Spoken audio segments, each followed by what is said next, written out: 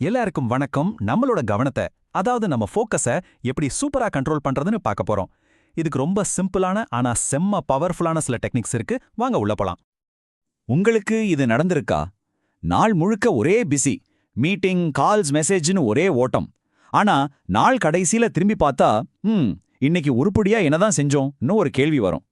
இதுக்கு முக்கிய காரணம் நம்மள சுத்தி இருக்கிற இந்த நோட்டிஃபிகேஷன்ஸ், தேவையில்லாத குறுக்கீடுகள் தான். நம்ம கவனம் அப்படியே சிதறி போயிடுது இல்லையா? நம்ம கவனம் சிதறதுக்கு பின்னாடி ஒரு பெரிய வில்லன் இருக்கான். அவன்தான் அவசரத்தின் கொடுங்கோன்மை. அதாவது நம்மள அவசரமா செய்ய வைக்கிற வேலைகள். நாம இந்த அர்ஜென்ட் வேலைகள்ல போய் மாட்டிக்கிறோம். அதனால உண்மையிலேயே இம்பார்ட்டன்ட், அதாவது முக்கியமான வேலைகளை செய்யவே டைம் இல்லாம போயிடுது. பாருங்க, இங்க பிரச்சனை நமக்கு நேரம் இல்லைங்கிறது கிடையாது. நம்ம கிட்ட இருக்கிற நேரத்தையும் கவனத்தையும் எதுக்கு முதல்ல கொடுக்கணும்னு முடிவு பண்ண ஒரு சிஸ்டம் இல்லாததுதான் அசல் பிரச்சனை. சரி, அப்போ இந்த அர்ஜென்ட் வேலைகளுக்கும் இம்பார்ட்டன்ட் வேலைகளுக்கும் நடுவுல எப்படி பேலன்ஸ் பண்றது? அதுக்கு ஒரு சூப்பரான வழி இருக்கு. அதான் ஐசன்ஹவர் மேட்ரிக்ஸ். வாங்க இந்த பவர்ஃபுல்லான டூல் என்ன பண்ணுதுன்னு பார்க்கலாம். இதுக்கு அமெரிக்காவோட 34வது ஜனாதிபதியா இருந்த ட்வைட் டி ஐசன்ஹவர் ஒரு செம்ம ஐடியா கொடுத்திருக்கார். அவர் என்ன சொல்றாருன்னா, எனக்கு 2 விதமான பிரச்சனைகள் இருக்கு. ஒன்னு அவசரமானது, இன்னொன்னு முக்கியமானது. அவசரமான வேலைகள் முக்கியமா இருக்காது, முக்கியமான வேலைகள் அவசரமா இருக்காது. அடடா, இந்த ஒரு வரியில தான் நம்ம கவனத்தை கண்ட்ரோல் பண்றதுக்கான ரகசியமே இருக்கு. பாருங்க, இதுதான் அந்த மேஜிக். ஒரு சிம்பிளான 4 கட்டம். உங்க முன்னாடி இருக்கிற ஒவ்வொரு வேலையும் 2 கேள்வி கேட்டு இதுல பொருத்த போறோம். இது அவசரமா, இது முக்கியமா, அவ்வளவுதான். முதல் கட்டம். இங்க இருக்கிற வேலைகள் அவசரமும் கூட முக்கியமும் கூட. ஒரு நெருக்கடியான நிலைமை, ஒரு முக்கியமான டெட்லைன். இதெல்லாம் நம்ம வீட்ல தீப்பிடிச்சா எப்படி உடனே அணைப்போமோ அந்த மாதிரி உடனே செஞ்சு முடிக்க வேண்டிய வேலைகள். இப்போ 2வது கட்டத்துக்கு வருவோம். இதுதான் ரொம்ப முக்கியமான இடம். இங்க இருக்கிற வேலைகள் ரொம்ப முக்கியம், ஆனா அவசரம் கிடையாது. நம்மளோட லாங் டேர்ம் கோல்ஸ், நம்ம வளர்ச்சிக்கு தேவையான விஷயங்கள், நல்ல உறவுகளை வளர்த்துக்கிறதுன்னு நம்ம எதிர்காலத்தை உருவாக்குற வேலைகள் எல்லாமே இங்க தான் இருக்கு. இதை நாமளா திட்டமிட்டு செய்யணும். அடுத்த 3வது கட்டம்.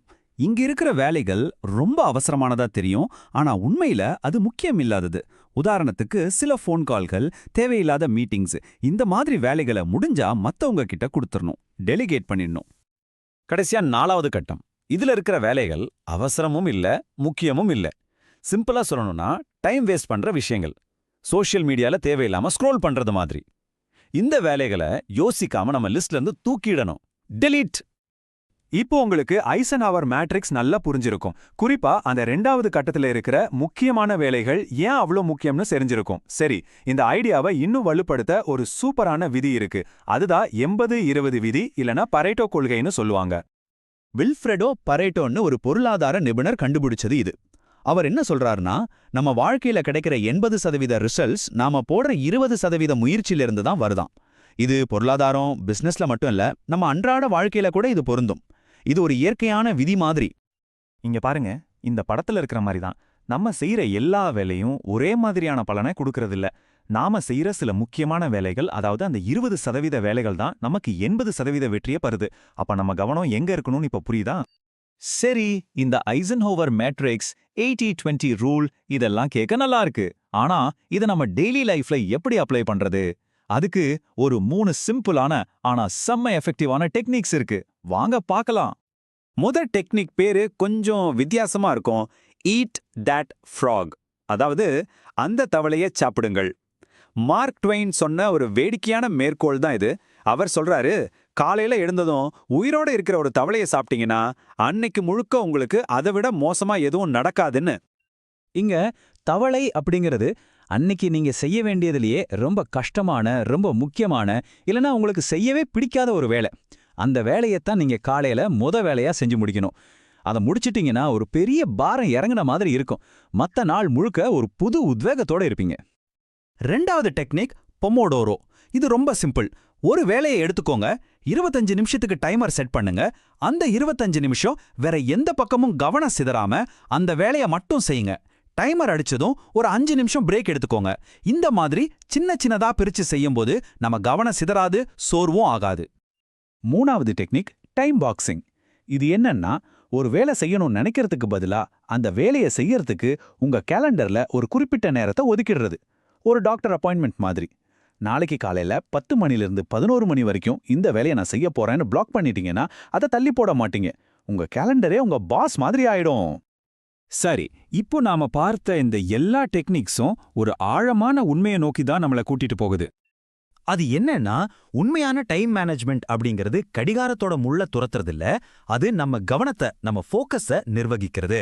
அவசரத்துக்கு பின்னாடி ஓடுறது ஒரு வகை, முக்கியத்துவத்தை மனசுல வச்சு திட்டமிட்டு செயல்படுறது இன்னொரு வகை. நாம ரெண்டாவது வகையா இருக்கணும்.